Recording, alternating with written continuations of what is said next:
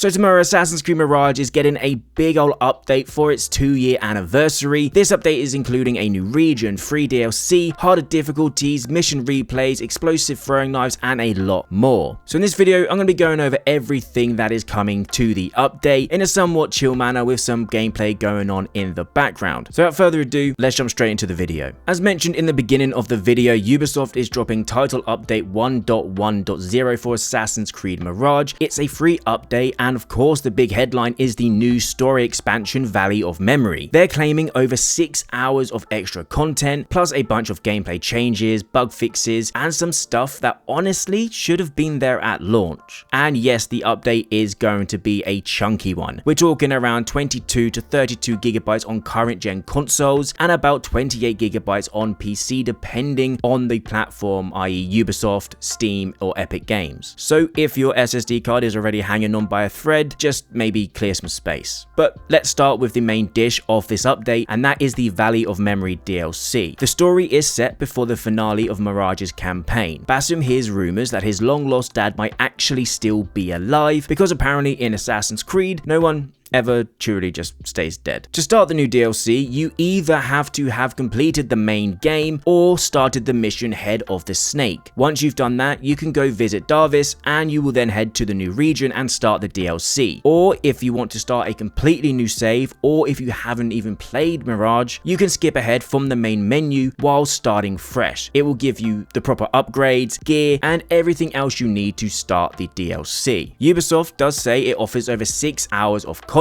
but my guess is that the actual storyline and campaign of the DLC will be around 3 hours long, with the rest of the hours being put towards collectibles, side activities, and all of that good stuff. Now, Al-Ula itself sounds pretty cool on paper. It's described as a breathtaking new setting during the Golden Age of the Abbasid Empire, and it's split into 2 big regions, the Land of the Dead in the north and the Land of the Living in the south. So you've got this contrast between more eerie, tomb-like areas and vibrant oasis, which is a cool way of giving the map different vibes without just copy-pasting more beige city blocks. Mirage's biggest strength was its atmosphere, the look of Baghdad, the lighting, the sound design. So if they bring that level of detail to Al-Ula, this could honestly feel like a mini expansion and not just one of those here's a new district and 3 fetch quests sort of thing. If they nail the density, viewpoints, parkour routes, stealth sandboxes, Ubisoft could have a gem on their hands, and for free, we can't really complain anyway. Outside of the main story, Valley of Memory adds new world activities along with some returning ones. You've still got your world events and contracts, but there are a couple new missions, Stolen Goods and Oud Melodies. Stolen Goods is basically steal secret maps from robbers to recover valuable items. It's basically like a mini treasure hunt, you just have to work a bit harder for. Now the Oud Melodies sound more interesting. You collect musical themes through parkour sequences in the world, kind of like the sea shanty chases from Black Flag, except instead of sailors screaming about sailing, Basim is chasing ancient tunes. Once you've collected them, you can perform these melodies in different musical settings around the world. It's a pretty cool idea, especially when the music is that good. It also gives you a reason to engage in parkour outside of I want to go from point A to point B. Also, depending on the location you play these melodies at, civilians and NPCs will come around and watch, something we haven't had in the game before and is pretty cool to see. Ubisoft also teases more surprises and lore bits in the region, so expect the usual notes, environmental storytelling, hopefully some weird Isu stuff tucked away in a cave somewhere. Then there's big gameplay changes and quality of life updates. First up, we have parkour and controls. They've finally added a free jump option. You can turn this on in gameplay settings and manually jump while traversing. Yes, in the year 2025, we are celebrating the ability to jump on command in an Assassin's Creed game, and they've also tweaked back and side ejects. You can now perform them even if there's no clear landing spot or handhold. There's a free mode for that and a safe mode if you want the game to keep you from yeeting Basim into the void. On top of that, they've added a new modern control preset, which is supposed to make the whole thing feel better, especially with free jump on. If the old controls feel a bit stiff or weird, these new settings might make the parkour feel a bit more satisfying. But I do have to say one thing, with the updates we've had with Shadows having a new parkour update and now Mirage having a parkour update, it's pretty clear this is the sort of thing fans want in an Assassin's Creed game, and it really should should be standard. Neither of these games should have released without these options or updates or controls, and it's something Ubisoft really needs to add into their future games from the get-go. It's a bit dumb to have these added in months down the line, or in Mirage's case, years. The one thing I am excited that they're bringing back to Mirage is mission replays, which is something we have been asking for years now because they got rid of them for some reason. Now, main missions and contracts can now be replayed via Animus sequences on your investigation board or by interacting with Animus icons in the open world. Replay a mission and you'll get new challenges you can complete for rewards like Animus mods, which basically auto refills over time for tools and assassin focus. Those are only active in Animus sequences or New Game Plus. You also can get new tools, weapons, upgrades, that sort of thing. So if you're someone like me and do not like buying things from game stores, this is the best option for you. And again, it's wild we had to wait this long for a replay mission feature, but at least it's back in the game. There's also two new difficulties, Hard and Assassin, which is somewhere between normal and hard, same difficulty as Assassin, but enemies have higher defense, and Ultimate Assassin, which is the new hardest difficulty meant for more experienced players. Both come with a permadeath reward if you complete a permadeath run on that difficulty. So if you love stress and restarting your save because one guard got suspicious in a corner, this is your moment. There's also a custom difficulty preset if you want to tweak some things yourself. Tools got some love too, you can now upgrade them to tier 3, and the upgrades are pretty spicy. Throwing knives become explosive, smoke bombs turn into a corrosive smoke bomb that dissolves corpse so there's no trace of them. The blow dart can now pierce heavily armored enemies. The noisemaker puts enemies in the impact zone to sleep, and traps can cause enemies to go berserk and attack their own friends. This is the stuff that Mirage needed. More build variety, more expressive stealth, and more ways to mess with guards instead of just stab,